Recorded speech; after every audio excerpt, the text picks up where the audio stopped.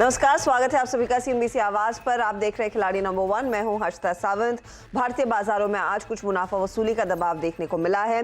17,705 172 point के नुकसान से ये इन लेवल्स पर आ चुका है। निफ्टी बैंक पर भी अगर आप ध्यान देंगे तो यहाँ पर बिकवाली बढ़ती हुई 172 अंकों की गिरावट पर यहाँ पर भी ट्रेड देखने को मिला है। तो निफ्टी जहां 1% नीचे, आधे % तक की गिरावट निफ्टी बैंक में। लेकिन आज ज्यादा मार पड़ रही है मिड कैप शेयरों पर। मिड कैप इंडेक्स 250 पॉइंट से ज्यादा के नुकसान पर ट्रेड कर रहा है।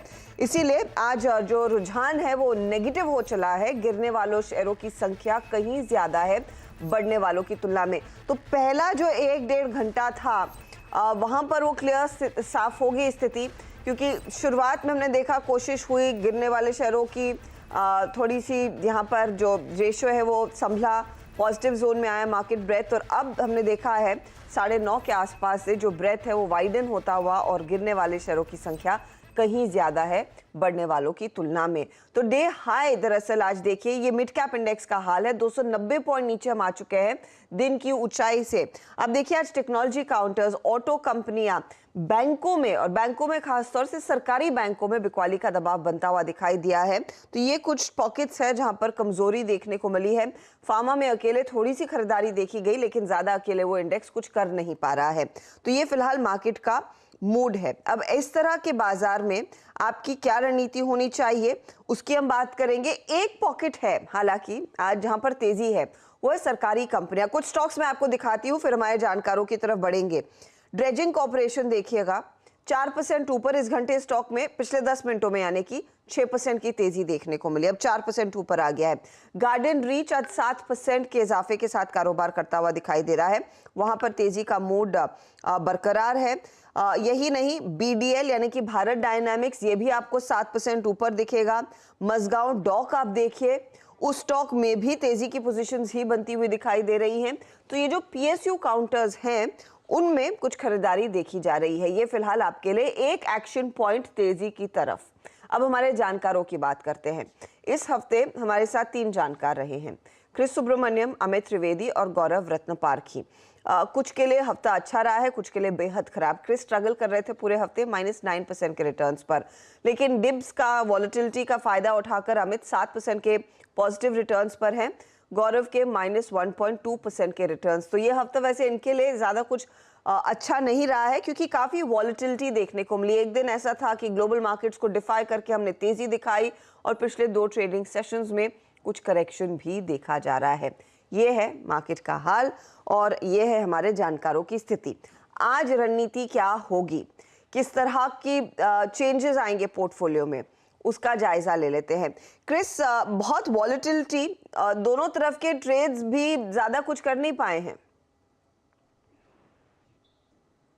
जी, आई थिंक कहीं ना कहीं गैप अप गैप डाउन, और दिन के दौरान मतलब मोस्ट ऑफ द काउंटर्स चले नहीं। लेकिन ब्रॉडली अगर आप देखें तो जो यहाँ पर एग्जिट होने के बाद जो है मोस्ट ऑफ द काउंटर्स काफी पॉजिटिविटी भी आ गई, काफी, यानी कि खास करके जैसे इंडियन होटल्स थी, east India hotel, CG power, और आई थिंक ब्रॉडली जो यहाँ पर पोजिशनरी थोड़ी बहुत 2-3 दिन का जो एक पोजिशनरी रहा वहां पर रिटर्न्स अच्छी मिले। लेकिन यस, डेफिनेटली जो इंट्राडे के गेम के लिहाज से जो होना था वो कहीं ना कहीं मेरी से कमी रह गई है। बट आई थिंक ओवरऑल अगर आप देखें तो स्क्रिप्ट जो है निफ्टी 500 के कंस्टिट्यूएंट से और ये सब काफी पॉजिटिव काउंटर्स पे मेरी तरफ से आई है। तो मेरा मानना है कि शायद मीडियम टू लॉन्ग टर्म में सब अच्छे खासे रिटर्न्स डेफिनेटली दे सकती है।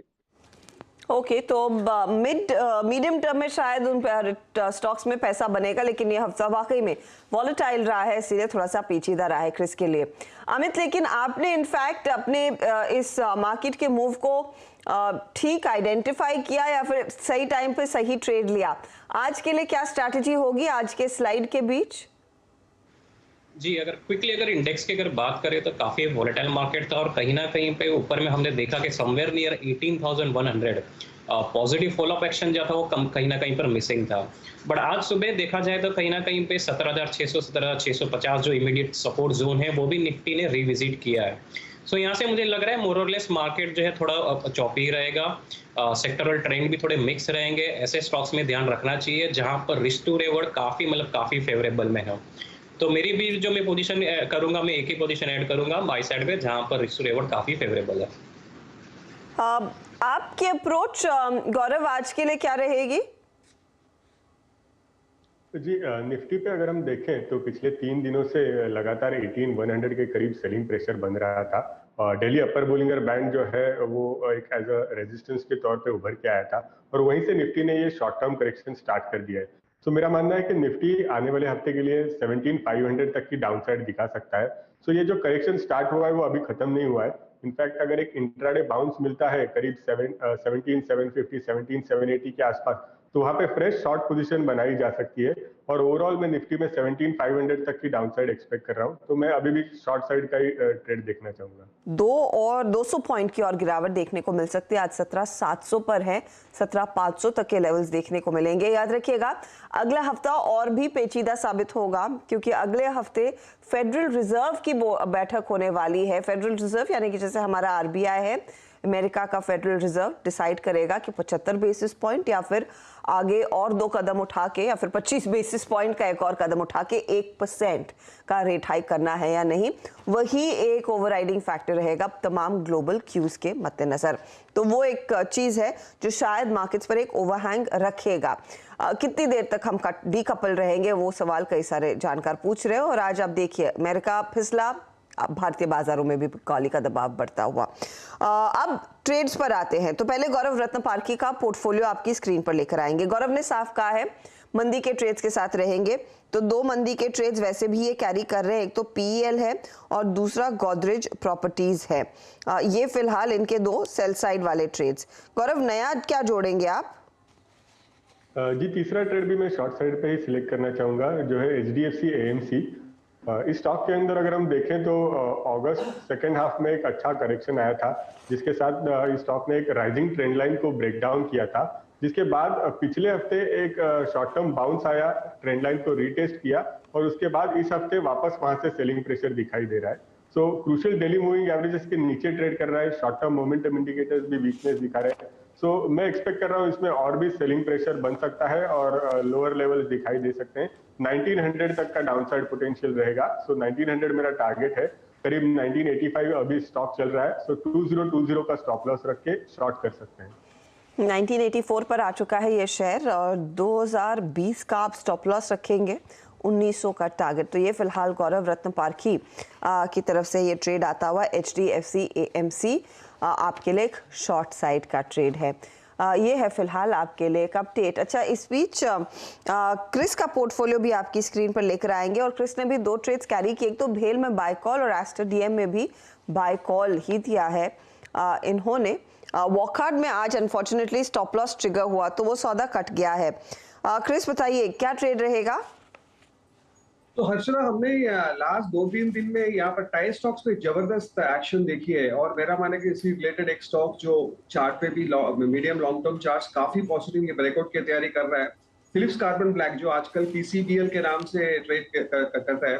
तो यहाँ पर मेरी एक खरीदारी की सलाह है। यहाँ पर खरीदारी करें, 150 के आसपास ट्रेड करें, 145, 145 का स्टॉप लॉस और 165 का टारगेट। तो मेरा मानने के शायद PCBL में आने वाले दिन पे अच्छे परफॉर्मेंस देखने को मिल सकती है। 165 का टारगेट दे रहे हैं, स्टॉप लॉस क्या कहा आपने? 145, 145, ठीक है। 145 के स्टॉप लॉस के साथ फिलिप्स कार्बन ब्लैक में तेजी का ट्रेड। गिरते बाजार में स्टॉक 1% ऊपर है। ये है क्रिस की पसंद। चलिए अब अमित त्रिवेदी का पोर्टफोलियो देख लेते हैं। और अमित ने दरअसल ओरिएंट पेपर, मुझे आधा कल एक ट्रेड दिया था, उसके साथ बने हुए हैं और एक जो सौदा था इनका सेल साइड की तरफ ICICI प्रू, वहां पर इन्होंने प्रॉफिट बांध लिया है। अमित बताइए तेजी या मंदी? जी बिल्कुल। सो एक जो मैं पोजीशन में इनिशिएट करूंगा फ्रेश वो बाय साइड पे है। स्टॉक का नाम है GSPL, Gujarat state Petronet limited. Current market price है अराउंड 250। छोटा सा स्टॉप लॉस 245 का स्टॉप लॉस रखना चाहिए और अपसाइड टारगेट पोटेंशियल जो है इसका 270 का। इसके अगर स्ट्रक्चर की अगर बात करें तो रिसेंटली लास्ट वीक इसमें काफी अच्छा एक पॉजिटिव ट्रैक्शन देखने मिला था in terms of price, in terms of volume. और पिछले कुछ 3-4 दिनों से इसमें थोड़ा कंसोलिडेशन फेज है, लेकिन ये कंसोलिडेशन में 245 के जो लेवल है उसने कंसिस्टेंटली होल्ड किए हैं।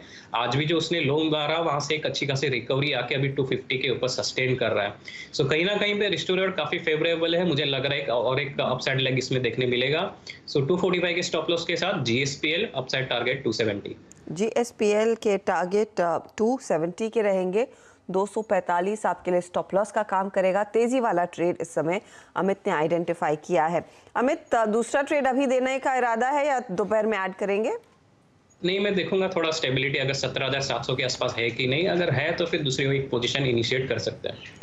ओके, तो देखते हैं कुछ समय बाद आएगा तेजी सुधार लाने के लिए। चलिए, ऑल द बेस्ट आप तीनों को। कोई भी बदलाव होगा इफ एट ऑल अगर आप करना चाहें उसका अपडेट हमें दीजिएगा जरूर, और 3:30 बजे हम बात करेंगे इस हफ्ते के विजेता से। आप तीनों का धन्यवाद हमारे लिए इस हफ्ते समय निकालने के लिए और अपने ट्रेड्स देने के लिए। चलिए, वक्त हो रहा है एक ब्रेक का। ब्रेक के बाद कमोडिटी मार्केट के एक्शन पर रहेंगी नजरें। बने रहिए CNBC आवाज के साथ।